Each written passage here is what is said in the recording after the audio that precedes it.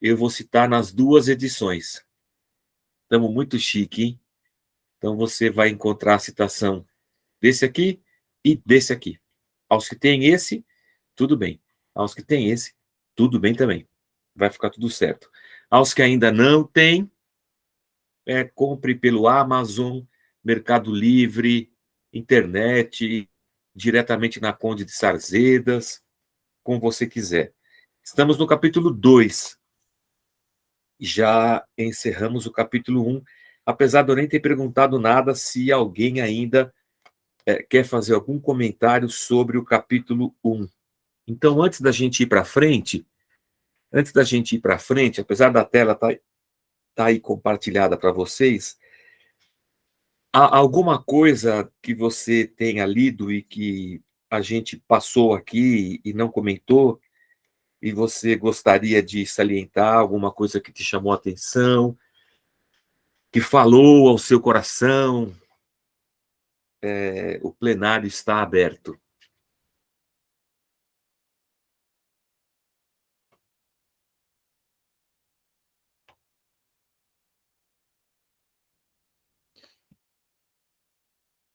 Não, ninguém quer falar nada. Tudo bem. Tudo bem. Ô, Ricardo, você tá bom? Tudo bem aí? Você sabia que a gente está lendo esse livro aqui, Ricardo? A gente podia falar nisso da igreja, né? Hoje, eu nem, não tô nem falando, né? Ah, você tem! Ah, safado! Tá certo. Então tá bom. Então tá ok. A gente se dá por satisfeito com o capítulo 1, gente? Podemos ir para o 2, então? Aqui, ó. Vida em Comunhão, de Dietrich Bonhoeffer. Ah, a gente está lendo esse livrinho. É um livro bem fininho, pequeno, uma leitura razoavelmente simples. Nós acabamos de ler juntos O Ego Transformado, do Tim Keller, e agora estamos nesse aqui, Vida em Comunhão, do Dietrich Bonhoeffer. Facinho de encontrar, você encontra em qualquer lugar. Você pode encontrar com essa capa que está aí, ou com essa capa que está aqui, ó. São duas editoras diferentes. Esse aqui é da editora Sinodal, é uma editora luterana. E esse aqui é da Mundo Cristão, é o que está aí na capa, que está aí no slide para vocês. Nas últimas 2 semanas, nós lemos e conversamos a respeito do primeiro capítulo. E agora, hoje, a gente começa o capítulo 2, que já vou avisando de cara, não vamos terminar hoje, tá? Não terminaremos hoje o capítulo 2. Seguiremos em direção à semana que vem. Se a gente seguir assim, são 5 capítulos. Se a gente for 2 semanas para cada capítulo, em 10 semanas encerramos essa leitura. E assim nós vamos devagarzinho, devagarzinho. Então, mas mesmo que a leitura não seja feita, eu acho que tem bastante coisa para a gente compartilhar hoje. Então, Senhor, muito obrigado por estarmos aqui novamente, nos abençoa, nos dá a tua direção nesse tempo aqui, nos ilumina com o teu Espírito Santo, nos ajuda e fala com a gente, Senhor, no nosso coração, para que as coisas que a gente tem aprendido aqui nos sejam úteis no nosso dia a dia de igreja e que a gente cresça, se desenvolva. Esse é o nosso desejo, Pai. Nós oramos a Ti agradecidos, em nome de Jesus Cristo. Amém. Ô Jorge, por que você está lendo livros assim e a gente não está fazendo estudo da Bíblia mesmo, sabe? Estudar a Bíblia mesmo. Abrir lá a Bíblia no capítulo tal, no versículo tal. Porque estudar a Bíblia mesmo, no capítulo tal, no versículo tal, acontece semanalmente no Caminho das Letras. Então, todo mundo tem acesso, membros da igreja têm facilidade no pagamento, o que custaria R$ 50 por mês, custa R$ 10 para membros da igreja. Então, Lá é uma leitura corrida da Bíblia, a gente está estudando a Bíblia capítulo por capítulo, versículo por versículo. Então, eu acho meio redundante eu vir aqui e fazer estudos que a gente já tem lá. Ocasionalmente, assuntos específicos, de temas específicos, a gente pode trazer para cá. Mas aqui, vamos lendo livros. Eu nunca tive na minha vida cristã o hábito de ler livros. Nos tempos de Igreja Batista, nos tempos de Renascer, não tinha esse hábito. Eu acho que isso é muito importante. Tem muita literatura boa, que ajuda muito a gente, que abre os nossos olhos. Então, a gente vai andando por aqui, lendo livros, tá bom? E assim, aqueles que gostam de ler estão no seu ambiente, os que não gostam de ler vão apreciar e aprender a apreciar a leitura. E os que não quiserem ler, vão fazer uma leitura secundária aqui, né? Por osmose. Mas, de qualquer maneira, os assuntos serão tratados. A gente está no capítulo 2, que o livro, esse aqui vai chamar de A Comunhão Diária. Eu usei o nome desse aqui. E esse aqui vai chamar de A Comunhão ao Longo do Dia. A Comunhão ao Longo do Dia. Então, para quem está com esse livrinho aqui, que é o padrão, né? Que é o livrinho da Mundo Cristão, a gente está na página 39. Para quem está com o livro da editora Sinodal, que é esse aqui, na página 31. Então, em todas as citações de páginas, a partir de agora, a que vem na frente é sempre a do livro da Mundo Cristão. Tá ok? Para a gente não ficar confuso.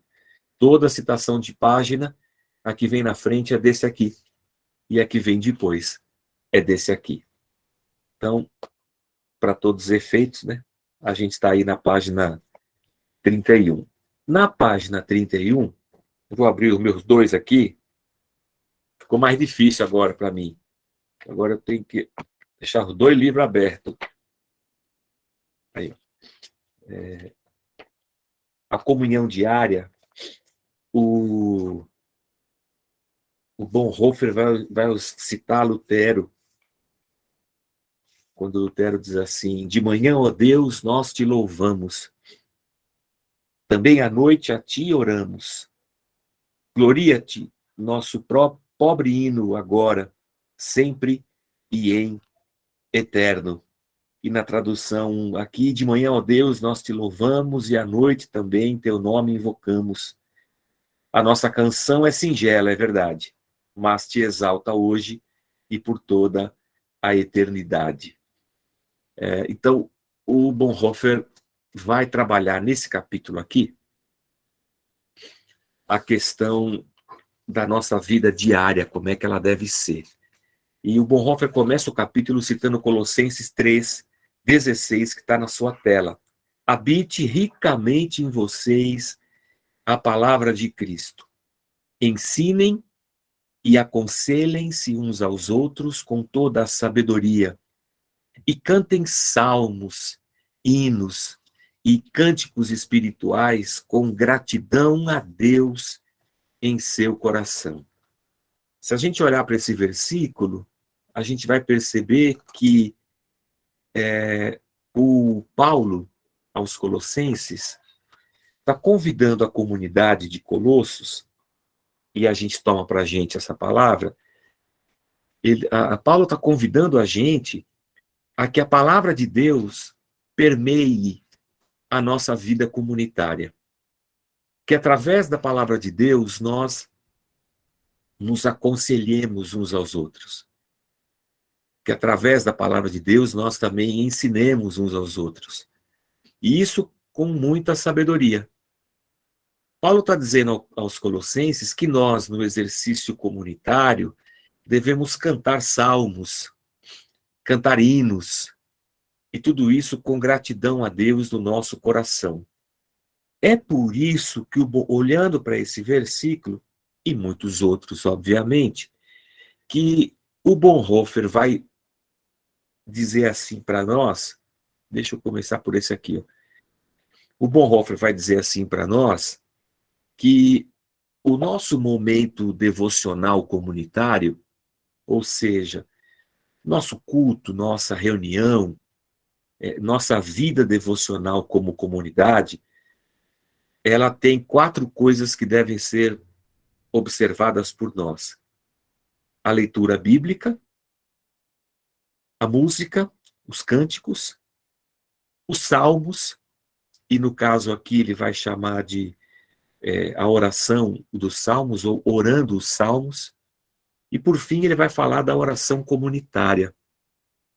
Então, quando o Bonhoeffer diz de a comunhão ao longo do dia, ou a comunhão diária, para Bonhoeffer, essas 4 coisas deveriam estar presentes na vida diária da comunidade. Eu não sei como a gente faria isso, tá? Eu não sei como é que a gente faria isso. Como é que seria possível que nós, comunidade, igreja, estivéssemos juntos todos os dias, e todos os dias nós compartilhássemos a leitura das Escrituras, compartilhássemos cânticos, orássemos os salmos e depois orássemos uns pelos outros. Talvez dentro de uma comunidade monástica, dentro de um convento, de um monastério, de uma vida reclusa, a gente conseguiria um negócio desse aí. Ou talvez dentro de uma igreja de bairro, sabe? Onde as pessoas que frequentam a igreja são pessoas que moram ali ao redor da comunidade. Ainda assim, precisaríamos dedicar diariamente um momento para estarmos juntos. Mas esse é o ideal. A gente está lendo esse livro aqui como um ideal, né? De uma vida em comunhão.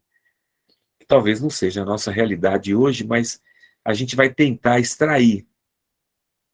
Vamos tentar extrair dessas palavras e desses conceitos, dessas ideias do Bonhoeffer, coisas boas para a nossa jornada de igreja. E refletir em como que essas palavras, e como esse jeito comunitário que ele pensa, pode ser útil para nós, nessa nossa vida muito diferente da vida do Bonhoeffer lá por perto de 1940.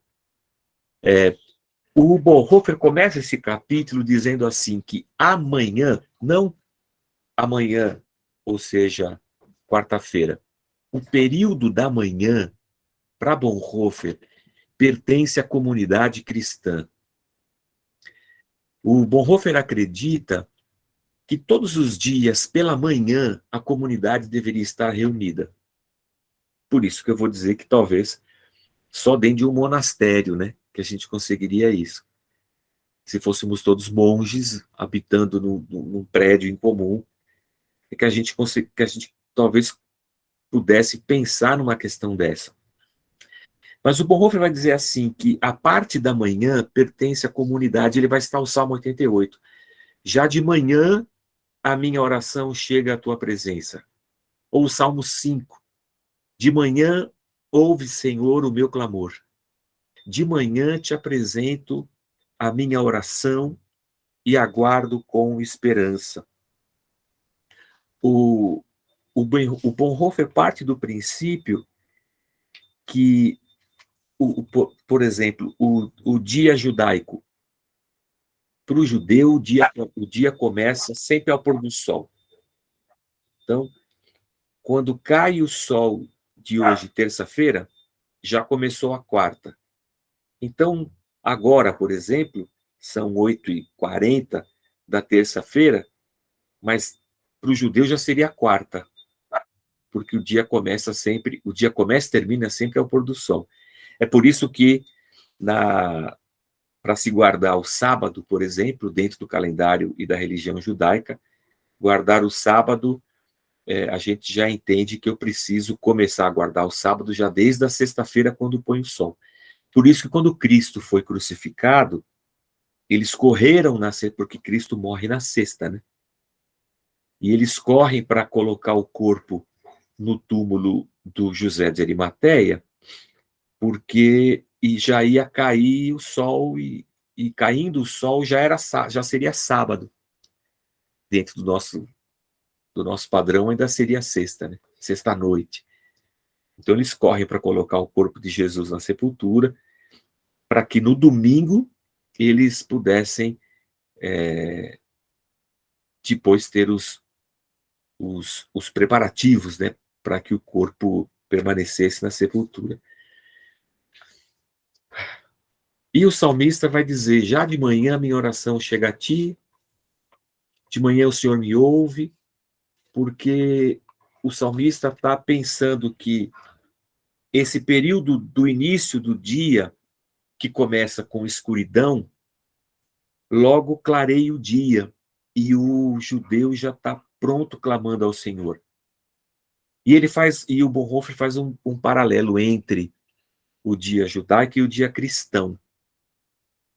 Ele vai dizer que Jesus nasce à noite, os pastores viram a estrela, é de noite que eles vão visitar o menino, eles vão dizer que o Jesus é sepultado também à noite, mas que é pela manhã que ele ressuscita. Então, o período da noite da morte de Jesus Cristo, ele é interrompido pela ressurreição do domingo pela manhã. O nosso dia, então, cristão, ele é marcado pela ressurreição de Cristo. Então, o nosso dia é sempre iniciado pela manhã. A gente dorme, quando clareia é o nosso dia. E o Bonhoeffer vai dizer que, por isso, a comunidade cristã, a manhã, esse período da manhã, pertence à comunidade cristã. Nesse aspecto, o Bonhoeffer vai dizer assim, que a gente sempre deve começar o nosso dia na presença de Deus. Não que a gente esteja fora da presença de Deus em algum outro momento, porque a gente está sempre diante dele. Mas que ao nos levantarmos, precisaríamos, como primeira coisa, bendizer a Deus.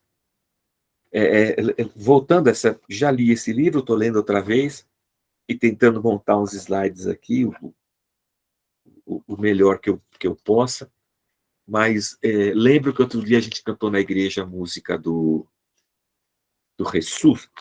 Jesus Adrian Romero, que o PG fez uma versão, que é o Meu Universo, e que o cantor fala assim: que de manhã seja o primeiro pensamento e a luz na minha janela, ou seja, que a minha manhã seja de Deus, que a luz do dia na minha janela seja o sinal de que Deus está ali, e logo pela manhã o meu primeiro pensamento pertença a Deus.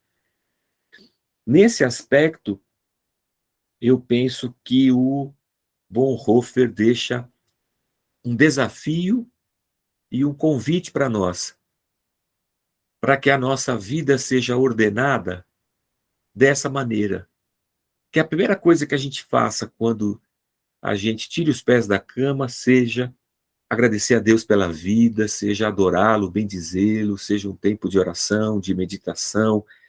É que a gente já acorda chutando o relógio, correndo, escovando o dente, a gente deixa para acordar o mais tarde possível para poder dormir o mais tempo possível também, e isso o Bonhoeffer vai dizer que não é bom, que o bom é a gente dedicar ao Senhor os primeiros momentos do nosso dia. E ele vai dizer assim, ó, na página 34 do livro velho, ele vai dizer assim, deixa eu ver se eu acho aqui, no livro antigo, na 42 do livro antigo, não, 42 desse aqui e 34 desse aqui. Ele vai dizer assim, olha: para o cristão, o começo do dia não deve ser marcado pelo fardo e pela sobrecarga das diferentes tarefas daquele dia. Quem se coloca sobre o portal do novo dia é o Senhor, que criou esse dia. As trevas da noite e os sonhos confusos se desfazem apenas com a clara luz de Jesus Cristo e sua palavra que nos desperta. A presença de Cristo dispersa a ansiedade, a impureza, a preocupação e o medo. Por isso é bom que nos primeiros momentos do dia cessem os diferentes pensamentos e as muitas palavras sem sentido, para que o primeiro pensamento e a primeira palavra sejam daquele a quem pertence toda a nossa vida. Legal isso, né? Nesse aqui ele vai dizer assim: o início do dia dos cristãos não deve ser logo carregado e perturbado com as muitas preocupações do dia de trabalho. No limiar do novo dia ergue-se o Senhor que o fez. Todas as trevas e a confusão da noite com seus sonhos somente recuam perante a clara luz de Jesus Cristo e sua palavra que desperta. Diante dele, foge toda inquietude, impureza, preocupação e medo. Por isso, calem-se cedo de manhã todos os pensamentos e as palavras vãs. Que o primeiro pensamento e a primeira palavra pertençam àquele ao qual pertence toda a nossa vida. Aí ele vai citar Efésios 5. Ó tu que dormes, desperta-te e levanta-te de entre os mortos, que Cristo te iluminará. Eu penso que aqui seja para nós um desafio e um conselho, transformarmos as primeiras palavras do nosso dia e os primeiros momentos do nosso dia em um tempo de gratidão, de oração, de consagração ao Senhor. E aí o Bonhoeffer vai dividir o capítulo, perdão, em 4 pontos, né? Dentro dessa perspectiva do devocional comunitário. O ler a Bíblia, cantar, o orar os salmos e a oração comunitária, a oração de uns pelos outros. É assim que o Bonhoeffer vê o dia do cristão. É assim que dentro do dia de um cristão, o Bonhoeffer pensa na comunhão diária. Partindo do princípio que a gente não vai conseguir estar todo dia junto, e a gente não vai conseguir fazer isso aqui diariamente, talvez a gente consiga isso pela internet, por exemplo. A gente tem um momento, mas também a gente bate na questão dos horários, né? Tem gente que sai 6 de casa, tem gente que sai 5, tem gente que sai 7, tem gente que acorda às 8. Ainda assim seria difícil. Dentro, por exemplo, de uma comunidade rural, em que todo mundo desperta junto para cuidar do campo, das galinhas, e a igreja está lá no meio da comunidade, talvez fosse mais fácil. Mas tendo em vista que isso é impossível, vamos tentar olhar para essas possibilidades aqui, adequando-as ao nosso dia a dia. Ele vai começar no versículo, eu esqueci uma página, hein? Perdão, gente, mas tudo bem. O livro do Mundo Cristão começa na página 43 e o da Sinodal começa na 35. E eu vou... O que significa orar? É a primeira coisa que o Bonhoeffer fala sobre a ajuda dos salmos. Quando o Bonhoeffer diz orando os salmos, eu faço questão da gente sempre abrir o culto fazendo a leitura de um salmo. Todo domingo é assim que a gente abre o culto, orando um salmo, porque a Bíblia é a palavra de Deus, é Deus falando para a gente. Os salmos estão dentro da Bíblia, então eles são a palavra de Deus. Mas, na verdade, os salmos, eles são a palavra do homem. Porque os salmos, eles representam uma oração do homem a Deus. Salmo 23. O Senhor é o meu pastor e nada me faltará. É Davi orando a Deus. Então, os salmos, eles são praticamente uma oração de muitos seres humanos que, ao longo da história, tanto judaica quanto cristã, se transformam em parte do texto sagrado. Mas os salmos representam a oração de muita gente.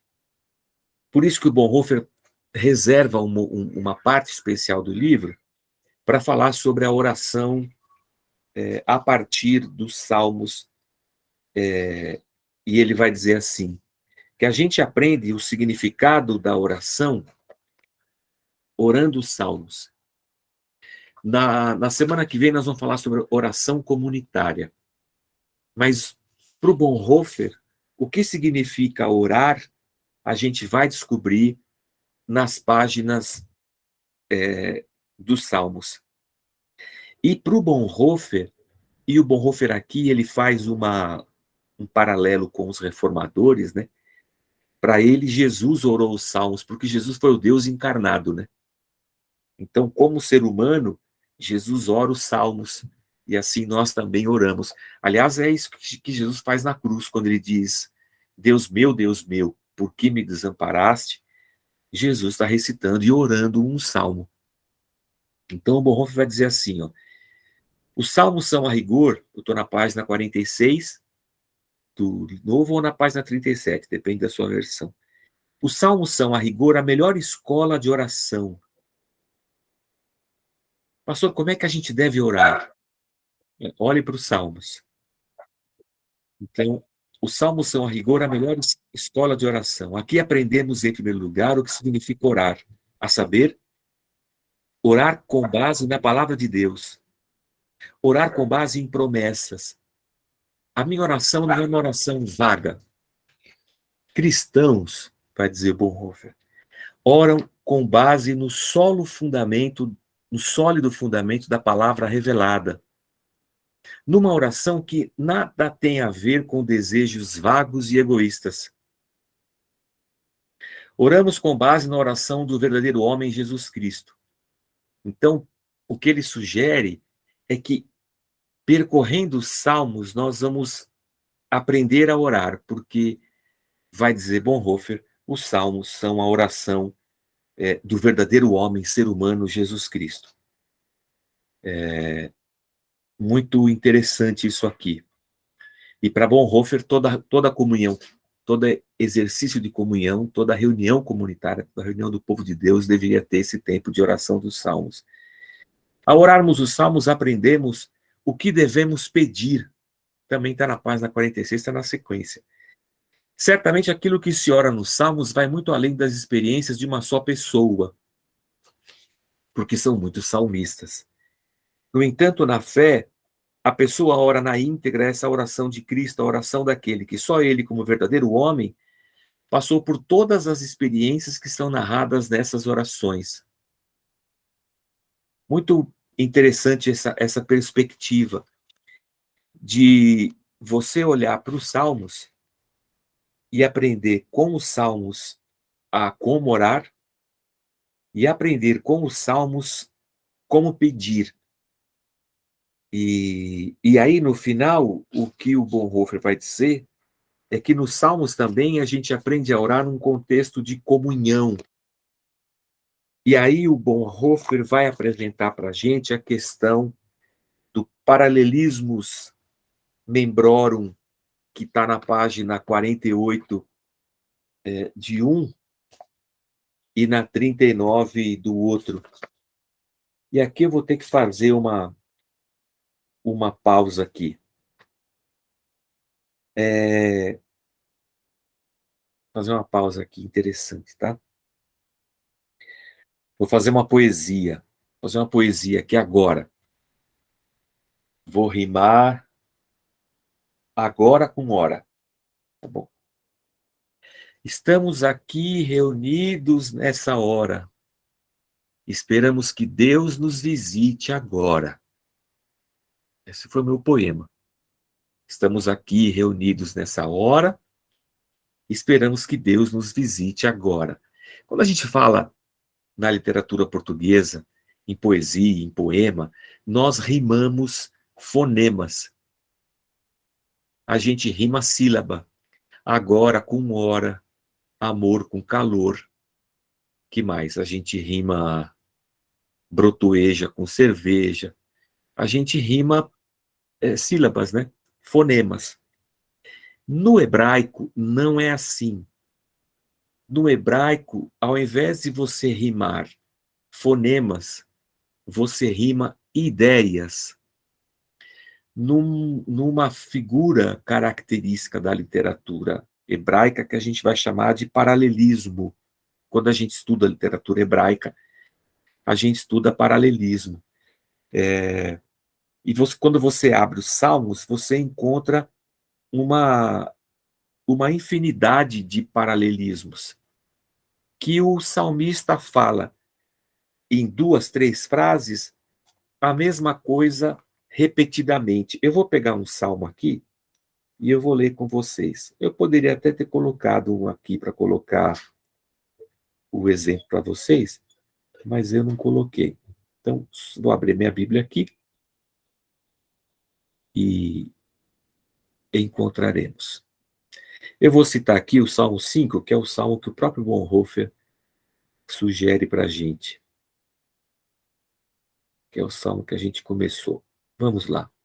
O Salmo 5, o salmista fala assim: escuta, Senhor, as minhas palavras, considera o meu gemer. Olha, escuta, Senhor, as minhas palavras. É uma frase, uma ideia. Depois eu falo assim: considera o meu gemer, que é a mesma coisa de escuta, Senhor, as minhas palavras. Ele está repetindo a mesma coisa, a mesma ideia, com palavras diferentes. Um brasileiro vai dizer assim: nossa, não está rimando nada. Um judeu vai dizer assim: nossa, que rima bonita, que paralelismo bonito. As ideias em paralelo, falando coisas diferentes, usando termos diferentes para falar a mesma coisa paralelamente. Atenta para o meu grito de socorro, meu rei e Deus meu, pois é a ti que eu imploro. O meu grito de socorro e o fato de eu estar implorando são duas ideias paralelas. De manhã ouve, Senhor, o meu clamor. De manhã apresento a minha oração. É a mesma coisa. Por que ele falou de novo, Jorge? De manhã ouve, Senhor, o meu clamor. De manhã te apresento a minha oração. Porque essa é a forma como a língua hebraica constrói os seus poemas, as suas poesias, a sua literatura, dentro dessa característica que é o paralelismo. E assim está cheio de exemplos na Bíblia, em tudo quanto é canto, você vai encontrar esse tipo de construção. E o Bonhoeffer, ele vai pegar o Salmo 119 como um exemplo para a gente, e ele vai colocar que orando os salmos em comunhão seria uma maneira da igreja reunida repetir essa oração, por exemplo, não sei se quem já participou de igreja mais tradicional, que fazia a leitura responsiva, o pastor lê um versículo, a igreja lê outro, e aí o pastor lê o próximo e a igreja lê o próximo, e assim a leitura vai sendo feita.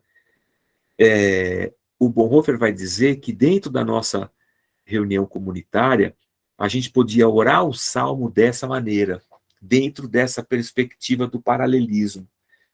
Uma turma lê uma frase, outra turma lê a outra frase. Então, se eu pegar o Salmo 5, por exemplo, que é o salmo que a gente começou aqui, o Salmo 5, versículo 1. Uma turma diria assim: escuta, Senhor, as minhas palavras. E o outro lado da igreja diria: considera o meu gemer. Esse pedaço: atenta para o meu grito de socorro. E aquele grupo lá: meu rei, meu Deus, pois é a ti que imploro. Essa turma daqui diria: de manhã ouve, Senhor, o meu clamor.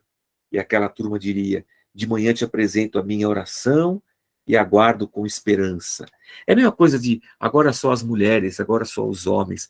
O que o Bonhoeffer ele propõe é que nesse exercício comunitário a gente ore os salmos para que nós aprendamos a orar aprendamos a pedir e o que pedir, e aprendamos um tipo de interação comunitária onde a gente recita a palavra junto, um depois o outro. O pastor não vai ficar parecendo, não vai ficar parecendo missa isso aí? Lali nostrum, habemus latellarum. Não vai ficar parecendo uma missa?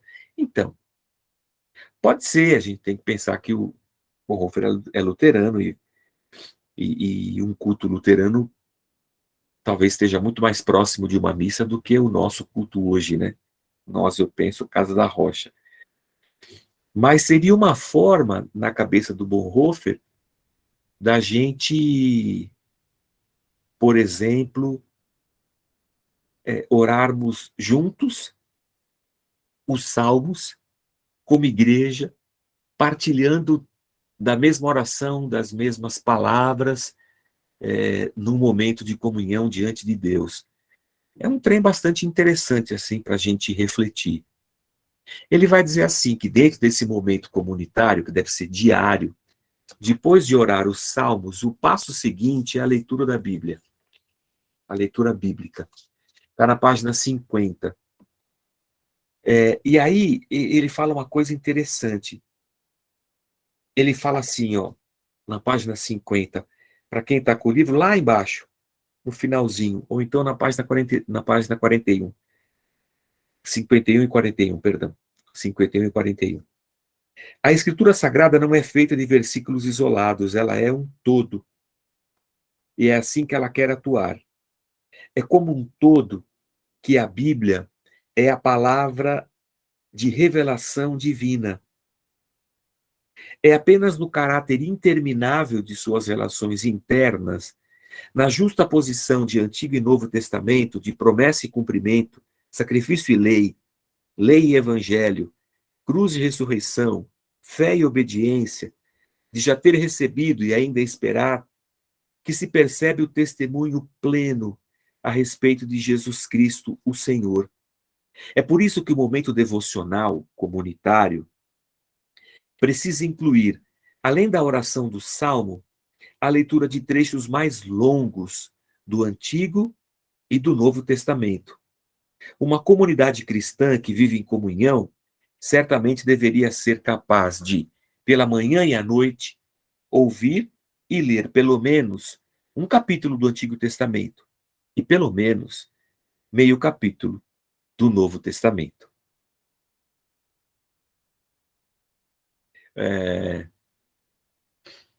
Se você for a uma missa católica, você for a uma missa católica, você sempre vai ter uma missa católica, uma leitura histórica do Antigo Testamento, você vai ter uma leitura dos evangelhos, você vai ter um salmo e a homilia do padre, sempre.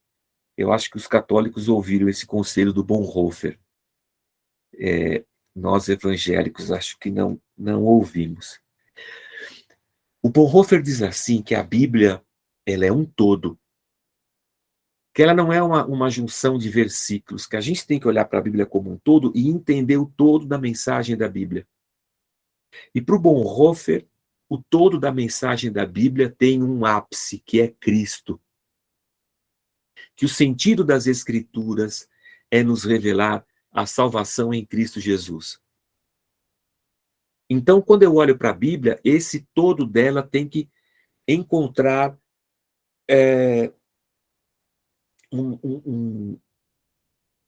a palavra me fugiu aqui completamente. Quando eu olho para a Bíblia, eu preciso encontrar o sentido dessa união, desse amálgama que faz da Bíblia um livro, apesar de mais de 1000 anos para ser escrita, de tantos autores diversos, ela traz um todo. É para esse todo que eu preciso olhar. Antigo e Novo Testamento, promessa e cumprimento, sacrifício, lei, lei e evangelho, cruz e ressurreição, preciso entender esse todo. Eu vou só fazer um parecer interessante aqui para a gente pensar. Nós cremos na Bíblia. Obviamente, nós cremos na Bíblia. Eu e você. A Bíblia é a palavra de Deus. Você faz tudo o que a palavra de Deus manda? Talvez você diga assim, claro, pastor, a gente tem que obedecer toda a palavra de Deus. Eu vou dizer assim, tá, mas você é circuncidado? Você vai dizer, não, eu não sou circuncidado. Mas a Bíblia manda circuncidar. Você mata um animal para sacrifício? Não, eu não mato animal para sacrifício.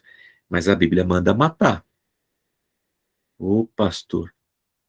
Então, quando eu olho para o Antigo Testamento, é a palavra de Deus, de um Deus que se revela, geração a geração. Mas eu percebo que, porque ela é esse todo, e porque o ápice do todo é Cristo, eu percebo que a circuncisão que era na carne no Antigo Testamento, agora em Cristo está no meu coração. Que o sacrifício do Antigo Testamento era um símbolo do sacrifício de Cristo na cruz.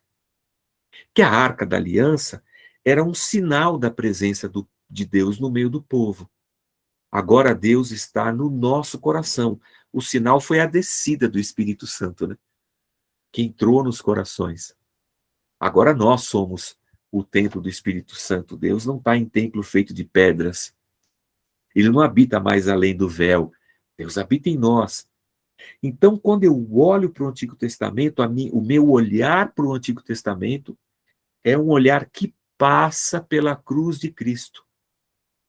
Então, aqui está a cruz, e eu olho através da cruz para o Antigo Testamento.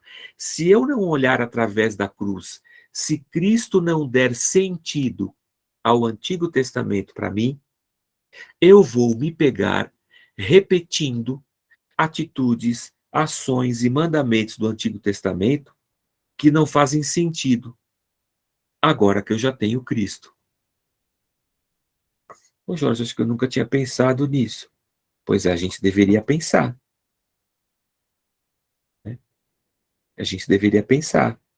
Até porque nós não somos judeus, nós somos cristãos, né? Mas quando eu leio essa história do Antigo Testamento, e quando eu leio o Novo Testamento, e os dois se unem, a Bíblia ganha sentido para mim, eu entendo. Por isso que o Bonhoeffer acha que faz parte da comunhão e precisa fazer parte do momento comunitário essa leitura do Antigo e do Novo, para a gente casar e entender cada vez mais e sedimentar o nosso entendimento. Olha que bacana. Só que ele fala assim, uma comunidade cristã que vive em comunhão, certamente deveria ser capaz de, pela manhã e à noite, ouvir e ler pelo menos um capítulo do Antigo Testamento e pelo menos meio capítulo do Novo Testamento. No meu livro, não sei se vai dar para vocês verem, eu escrevi aqui, ó, na beirada do livro, vamos aceitar esse desafio? É claro que não dá para a gente fazer essa leitura todo mundo junto, mas aceitaria eu esse desafio, pelo menos, de ter esse compromisso com o texto, de ler pelo menos isso aqui? O Bonhoeffer diz, uma comunidade cristã deve ser capaz de pelo menos isso aqui. A gente lê um capítulo do Antigo e pelo menos meio do Novo. Que Deus nos ajude nesse desafio aí. O Bonhoeffer também diz que quando a gente está reunido, a gente precisa fazer a lectio contínua. A gente tem que ler a Bíblia continuamente, pedaço por pedaço. Na nossa comunidade, o que a gente faz é pregar a Bíblia, eu vou chamar de pregação contínua, né? A gente vai de pedaço em pedaço, de livro por livro. Eu não escolho texto para pregação. Eu prego a Bíblia na sequência. A gente vai pregando. Mas o Bonhoeffer vai dizer que dentro da nossa comunhão é importante essa leitura contínua das Escrituras e essa leitura juntos. É o que ele vai dizer. A leitura contínua está na página 53. A leitura contínua ou sequenciada dos livros bíblicos obriga aquele que quer ouvir a se expor, a se deixar encontrar ali, onde Deus agiu de uma vez por todas para a salvação da humanidade. É exatamente nessa leitura no culto que os livros históricos das Escrituras Sagradas se tornam algo bem novo para nós. E nós nos tornamos participantes daquilo. É como se, o Bonhoeffer dissesse assim, é como se nós entrássemos na história do texto. E aí nós nos vemos lá com Gideão, nós nos vemos lá com Josué, nós nos encontramos lá com o povo no deserto, nós nos encontramos lá temendo o exército egípcio que está correndo atrás da gente, e diante da gente só tem o mar. Então, o Bonhoeffer diz que dentro desse exercício comunitário, na leitura sequenciada, quando a gente vai lendo, historicamente nós vamos não nos apropriando do texto, mas nós vamos mergulhando no texto, e mergulhando no texto, a gente se vê peregrinando junto com o povo, e a gente se vê tendo os mesmos sentimentos, as mesmas experiências. Geralmente, quando a gente lê texto do Antigo Testamento, a gente lê para julgar o povo, né? Ah, esse povo rejeitou Deus. Ah, esse povo aqui queria comer a cebola do Egito. Ah, se fosse eu lá, não tinha feito isso. Mas quando a gente lê e ouve comunitariamente, a gente está dentro, sabe? É tipo um filme passando com a gente ali dentro. O que o Bonhoeffer vai dizer é que essa leitura, ela ajuda a gente a participar da história, a gente aprender com a história, a gente ler o nosso coração, a gente participar também dos sofrimentos, e isso é muito bom. E, por fim, na página 56, o Bonhoeffer vai dizer assim, ó, outra pergunta a ser feita, está bem em cima aqui, na página 56 ou na 45 do livro, do outro livro. Que tipo de ajuda poderia ser dada a um irmão na fé, quando em necessidade ou enfrentando tentações, a não ser a ajuda que vem da própria palavra de Deus? Por que o Bonhoeffer diz que a leitura bíblica é importante na comunhão? Porque no exercício da comunhão, estando meu irmão precisando de alguma coisa, passando por um deserto, uma luta, o que mais pode ajudar o meu irmão, senão a própria Escritura? E se eu não a conhecê-la, de que maneira eu poderia ajudá-lo? Se a única coisa que pode ajudar o ser humano é a Bíblia? Então, a gente precisa... Eu leio isso aqui do Bonhoeffer, é claro, dentro da perspectiva de uma comunidade que se reúne diariamente, mas quando eu leio isso aqui do Bonhoeffer, eu penso na perspectiva de que eu preciso trazer a Bíblia, de novo, para um papel central dentro da comunidade.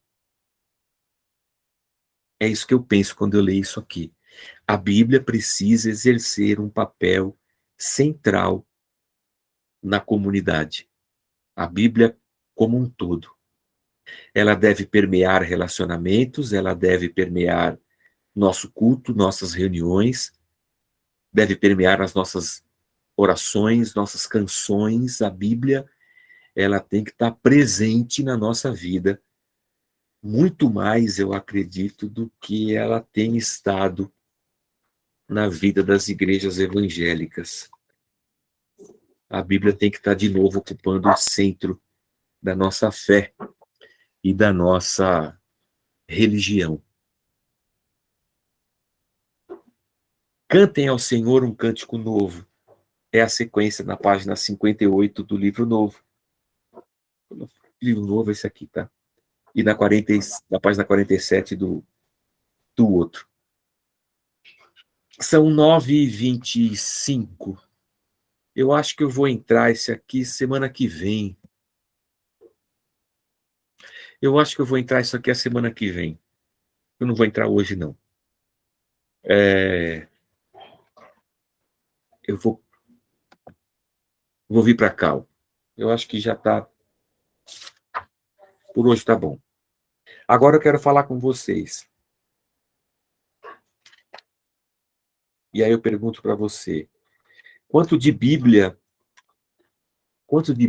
tem nas nossas reuniões?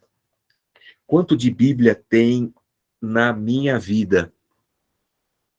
Quanto de leitura bíblica existe nos meus relacionamentos? Quanto de Bíblia existe em, em tudo que eu entendo por comunhão? E aqui vou colocar família, casamento, filho.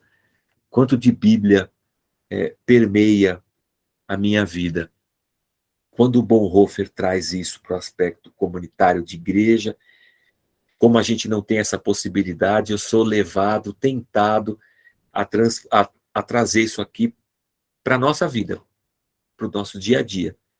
Se a nossa comunidade é a nossa família, o nosso ministério, o nosso departamento, nossa banda, seja lá o que for, quanto de Bíblia, de salmos, de oração, estão dentro da minha caminhada. Eu pergunto a você. Por exemplo, vou pregar para vocês, abra sua Bíblia em Josué, e vou pregar para você sobre a tomada da terra prometida. Aí eu abro Josué e o povo está lá se preparando. Josué, Deus manda o povo se santificar, eles passam o Jordão, e, e aí Jericó está cercada, vem com Josué lutar em Jericó, aquela coisa toda, e eles vão dando voltas ali. Tá, aí eu pego esse trecho e vou pregar. Não, porque nós temos que nos purificar, o Josué se purificou, a gente tem que purificar o nosso coração, e a gente tem que tomar posse, e as 7 voltas são 7 disposições da alma. A primeira volta é a volta da fé. A última volta é a da perseverança, porque já a última volta eu estou cansado já, né? A segunda volta é a volta da disposição. A terceira volta, aí eu paro. Agora eu vou pregar para vocês sobre Davi. Davi pegou 5 pedras. Davi pegou 5 pedras. É porque eram 5 gigantes. Eram 5 gigantes. Revelação, hein? Ele pega 5 pedras para matar o gigante. Só com uma pedra ele já matou. Essa é a pedra da ação. Porque Deus fala assim para Moisés: Moisés, por que clamas a mim? Diga ao povo que marche. A gente é muito mole, muito, sabe? A gente tem que ter ação, a gente tem que ser proativo, a gente tem que lançar essa pedra, a gente não pode ficar na acomodação. Aleluia. A segunda pedra é a pedra da esperança. Perceba, eu não estou pregando a Bíblia. Eu não estou pregando o Evangelho de Cristo. Eu não sei o que eu estou pregando. Eu não sei o que é isso aí. Isso aí é qualquer coisa menos a Bíblia. Eu leio a Bíblia, mas eu prego outra coisa. Eu enfio qualquer outra coisa ali. Eu vou pegando conceitos de versículos e vou montando uma pregação em cima de um monte de versículo que, quando eu chegar no final, não era o que Deus queria falar, e o versículo não está dizendo aquilo, mas eu uso aquele versículo para esse fim. No final, não foi Deus quem falou, fui eu. Não é a palavra de Deus, é a minha palavra, só que eu usei a palavra de Deus para justificar a minha palavra e o que eu queria falar. E assim, irmãos, tem uma centena de pregações que você vai ouvir por aí que não representam o evangelho. Não é evangelho de Cristo. Tem gente que até pregando o evangelho, mesmo lendo o Novo Testamento, não prega o evangelho. Se o evangelho é a graça de Deus, é o sacrifício de Cristo, é o anúncio do reino de Deus chegou, arrependei-vos. Eu preciso, sempre que olhar para esse Antigo Testamento, eu preciso procurar onde que esse texto, historicamente, se encaixa nessa mensagem e como é que eu olho para esse texto à luz da cruz, olhando da cruz para trás. Então, a falta de leitura, Leandro, a falta de leitura, a falta de entendimento das Escrituras, a falta de olhar para a Escritura como um texto conciso, como uma mensagem única, e a mensagem única dessa revelação é que Deus criou, o pecado destruiu, ele vem e salva e vai nos resgatar, ou seja, tem começo, meio e fim. Se eu não tiver esse olhar, eu estou lascado. E a falta de Bíblia nas nossas, no nosso mundo evangélico é um negócio difícil, né? Eu estava brincando no culto de domingo à noite, estava falando sobre isso, mas Davi, Davi foi ungido por Samuel. Samuel chegou na casa de Davi e ungiu Davi para ser rei. Davi não era o primogênito, era o último dos irmãos. Davi ungiu, Deus ungiu Davi, e o Samuel está com o chifre cheio de azeite. Ora, vamos parar um pouquinho, né? Naquela época, ou você carregava um líquido dentro de um chifre de um carneiro, ou você carregava o líquido dentro de uma bolsa de couro de bicho, um emborná. No exército chamavam de emborná. É assim que se levava um líquido. Na época de Davi e de Samuel, não tinha garrafa PET. Não existia ainda. Ou você tinha o emborná, ou você tinha o chifre. Por isso que vinho novo não pode colocar em emborná velho, porque ele vai rasgar, porque é de couro. Mas aí a igreja evangélica lança a campanha de Davi. Aí eu quero ungir todo mundo com azeite que vem de dentro do chifre. Aí eu procuro, se você entrar na Shopee, já tem. Na Shopee tem chifre de carneiro para unção de culto evangélico. É a vergonha da vergonha. Então, o cara vai entrar na Shopee, compra um chifre de carneiro, vem da China. Aí ele vai na Conde de Azedas, enche de óleo e acha que ele vai ungir as pessoas com aquele azeite, com aquele óleo de dentro do chifre do carneiro que ele comprou na Shopee, e isso vai trazer uma unção para o povo. Ele nem entende que unção é a metáfora para o Espírito Santo, que o Espírito Santo é uma pessoa agora, não é uma coisa, é uma pessoa. Manifesta a nós.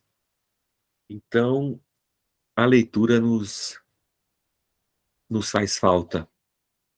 E na comunhão também faz falta, viu, gente? Porque a gente fala bobagem demais uns para os outros, que não se baseiam na palavra de Deus. A gente está sempre assim, ó.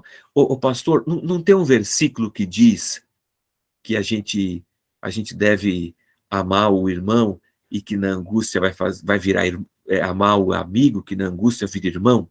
Não tem um texto que diz isso? Eu vou dizer para você, não tem. Se você não sabe onde ele está, ele não existe para você.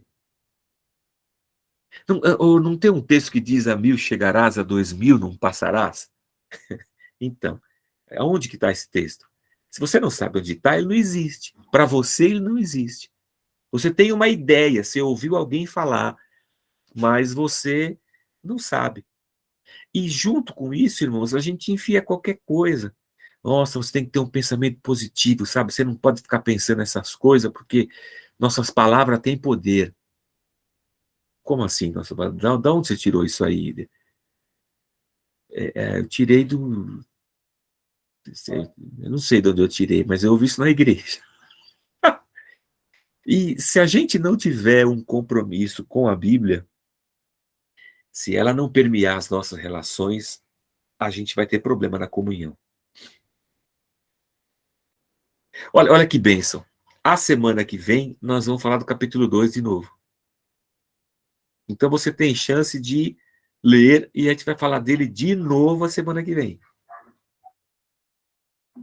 Novamente. Se comprou hoje, sinal que vai dar para ler até a semana que vem.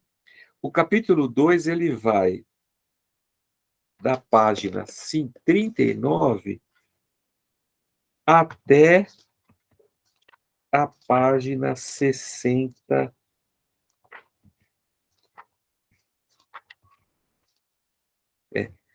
Da 39 até 79, 77.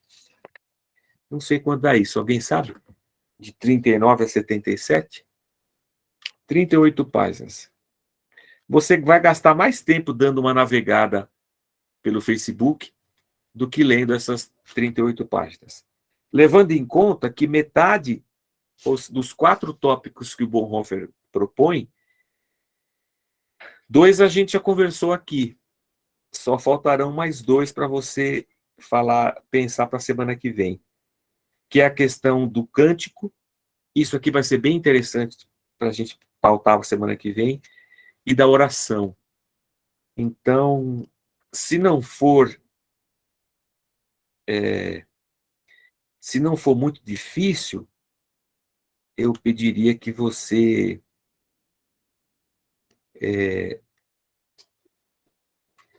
tentasse ler. Olha, vai ser bom. Vai ser bom. Então, deixo aqui o desafio para vocês. Desafio diário. Será que a gente consegue ler um capítulo da Bíblia por dia? Será que a gente consegue ler? A gente não está conseguindo ler um capítulo do livro por semana. E eu estou desafiando a ler um capítulo da Bíblia por dia. Eu não vou lançar o desafio hoje, nem vou pedir para você fazer um voto daqueles pela emoção. Eu só vou deixar aqui a questão de que esse é um desafio para a gente. É um desafio para mim, para você, nessa nossa vida agitada, corrida, nesse século que a gente não encontra tempo para nada, nós aprendermos com um cara como Bonhoeffer a encontrarmos tempo para as coisas, valorizarmos a comunhão, valorizarmos a oração, valorizarmos a Bíblia, a leitura da Bíblia, e nós compartilharmos essa leitura e transformarmos o exercício comunitário num exercício à luz das Escrituras. Que Deus nos ajude. Porque veja só, nós somos cidadãos, então o exercício da nossa cidadania deve ser premiado pela palavra. Somos maridos. O exercício do nosso papel como marido deve ser premiado pela palavra. Somos filhos. Como filhos, devemos tratar nossos pais à luz da palavra. Somos irmãos em Cristo, somos cristãos, somos profissionais, né? Então, todas as áreas da nossa vida devem ser pautadas pela palavra. Se eu não conhecê-la, eu vou ter problema. E aí toda e qualquer heresia pode crescer onde não está sedimentada a palavra de Deus. Eu acho que era isso aí para hoje, irmãos. Aconselho a leitura. Depois de ler o capítulo, na semana que vem, a gente pensa em ler um capítulo da Bíblia por dia, que é difícil. Depois que nós terminar esse livro aqui, nós pensamos em fazer isso aí. Mas não é fácil. Requer da gente um tempo, uma reflexão e uma aplicação. Só lendo e desenvolvendo é que a gente chega lá. Mas haveremos de chegar. Em nome, eu acredito em vocês, eu acredito que vocês vão ler, que a gente vai ficar feliz e etc. Mas eu não estou aqui para motivar, eu estou aqui só para falar. Se Deus não motivar a gente, nós estamos lascados. Ai, ai, ai. Então tá bom. Semana que vem nós vamos falar sobre por que nós cantamos no culto e vamos falar sobre a oração dentro da nossa vida comunitária. Mas na semana que vem. Leia antes para a gente poder discutir melhor a semana que vem. Conto com vocês. E Façam o caminho das letras. É R$ 10 por mês. R$ 10 por mês. Se isso não for um estímulo, eu já nem sei o que é um estímulo. Mas a gente está se dispondo a ler a Bíblia versículo por versículo, explicando. É um percurso que vai durar 9 anos.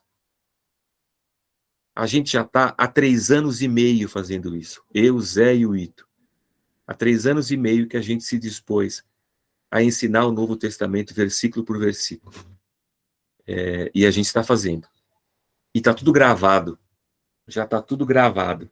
É só você fazer a sua matrícula, começar pelo Evangelho de Mateus e seguir o percurso. Então, faça isso. Vai te ajudar e vai abrir caminhos na sua cabeça. Então, mas pastor, aí já tem essa aqui de terça, tem o culto de quarta, tem o culto de domingo, ainda tem o caminho das letras. Ai, meu Deus! Ué, se você é cristão, você vai ter que se dedicar a aprender e estudar a palavra de Deus.